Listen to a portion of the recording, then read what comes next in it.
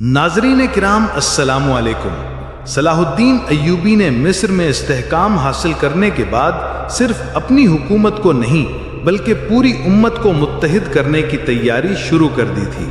وہ جانتا تھا کہ صرف مصر کو مضبوط کرنا کافی نہیں، جب تک شام، موصل، حلب، ہما اور دوسرے مسلم خطے آپس میں متحد نہ ہوں، بیت المقدس کو صلیبیوں سے واپس لینا محض ایک خواب رہے گا۔ اسلامی دنیا اس وقت اندرونی انتشار کا شکار تھی۔ چھوٹی چھوٹی ریاستیں، ایک دوسرے کے خلاف سازشیں، حکمرانوں کے درمیان انا اور مفادات کی جنگ اور خلافت عباسیہ کی کمزور مرکزیت، یہ سب وہ زنجیریں تھیں جو امت کے پاؤں میں بندھی ہوئی تھی۔ صلاح الدین ان زنجیروں کو توڑنا چاہتا تھا، مگر بغیر خون خرابے کے۔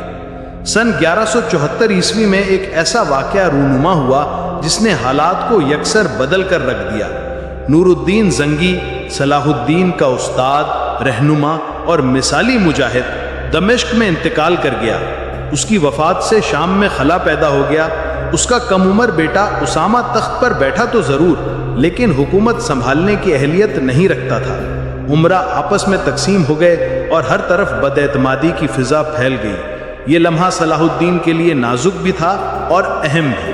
کچھ لوگوں نے کہا کہ اب وہ شام پر حملہ کرے اور طاقت کے زور پر اسے فتح کرے، لیکن صلاح الدین نے کہا، میں اپنے مسلمان بھائیوں سے جنگ نہیں لڑوں گا جب تک اصلاح اور اتحاد کی تمام راہیں ختم نہ ہو جائیں۔ چنانچہ اس نے سفارت کاری کا آغاز کیا۔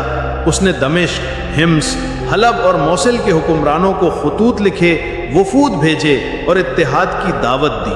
ان خطوط میں نہ صرف سیاسی بصیرت تھی بلکہ دینی اخلاص بھی جھلکتا تھا۔ وہ انہیں یاد دلاتا تھا کہ ہمارا اصل دشمن صلیبی ہیں، اور جب تک ہم خود آپس میں الجھے رہیں گے، مسجد اقصی قید کافروں کے قبضے میں رہے گا۔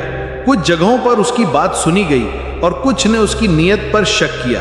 خاص طور پر حلب اور موصل کے حکمرانوں کو خدشہ تھا کہ اگر صلاح الدین کو شام میں داخل ہونے دیا گیا تو وہ پورے خطے پر قابض ہو جائے گا۔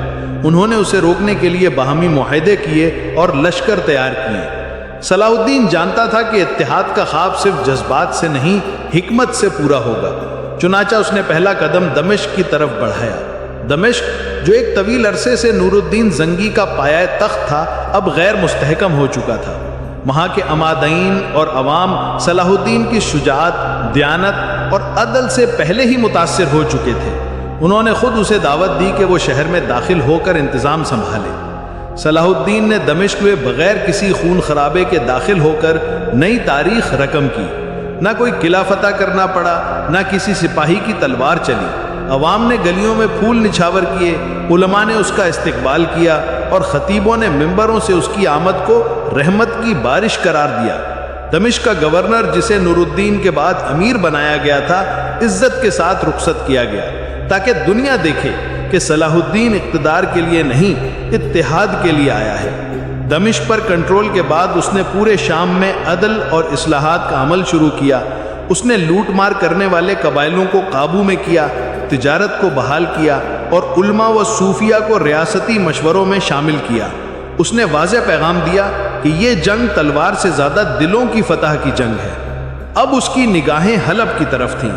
حلب ایک اہم شہر تھا جہاں کے حکمران نور الدین زنگی کے رشتہ دار تھے۔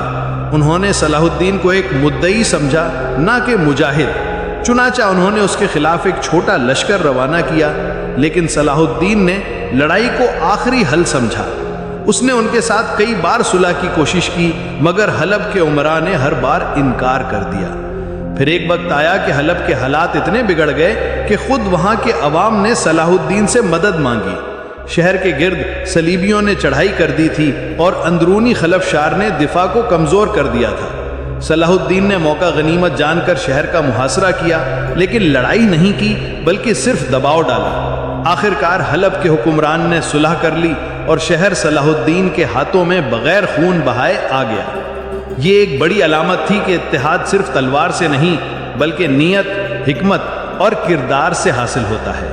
اب شام کے اکثر بڑے شہر دمشق، حلب، حمص اور ہما صلاح الدین کے زیر اثر آ چکے تھے۔ صرف موصل باقی تھا، جہاں کا حکمران ابو الحسن عمر اب بھی صلاح الدین کی نیت پر شک کر رہا تھا۔ مگر صلاح الدین نے جلد بازی سے گریز کیا۔ اس نے موصل سے تصادم کو ملتوی کر دیا اور بیت المقدس پر توجہ مرکوز رکھی۔ اس دوران اس نے اپنے لشکر کو منظم کیا، فوجیوں کی تربیت کی، نئے کمانڈر بھرتی کیے اور ایک زبردست خفیہ نظام قائم کیا۔ قاہرہ اور دمشق کے درمیان ایک مستحکم پیغام رسانی کا نیٹ ورک قائم کیا گیا۔ ہر علاقے میں قاضی، مفتی اور معلم مقرر کیے گئے تاکہ لوگوں کی دینی تربیت کی جائے اور انہیں یاد دلایا جائے کہ ان کا اصل دشمن وہ صلیبی ہیں جو مسجد اقصی پر قابض ہیں۔ سلطان صلاح الدین نے اپنی دانش، صبر، کردار اور بے مثال تدبر سے وہ کام کر دکھایا جو کئی دہائیوں سے کوئی نہیں کر سکا تھا۔ مسلم دنیا کے بکھرے ہوئے خطوں کو بغیر خون بہائے ایک پرچم کے تلے لانا۔ یہ اتحاد صرف جغرافیائی نہیں تھا بلکہ روحانی بھی تھا، کیونکہ اب امت کی پہلی بار یہ امید بندھی تھی کہ بیت المقدس آزاد ہو سکتا ہے۔ عزیزان من، یہ معلومات مختلف معتبر اسلامی اور تاریخی کتابوں سے مستند تحقیق کے بعد ترتیب دی گئی ہیں، جن میں ابن اسیر، ابن خلقان، ڈاکٹر علی محمد سلابی اور مستشرقین کی کتابیں شامل ہیں۔ مکمل حوالہ جات ڈسکرپشن میں دیے گئے ہیں۔ ناظرین، اگلی قسط جہاں ہم دیکھیں گے کہ نور الدین زنگی کی وفات کے بعد شام میں کس طرح خلا پیدا ہوا اور کیسے صلاح الدین نے اس چیلنج کو اتحاد کے موقع میں بدل دیا۔ تب تک کے لیے اپنے میزبان کو دیجیے اجازت۔ اللہ حافظ۔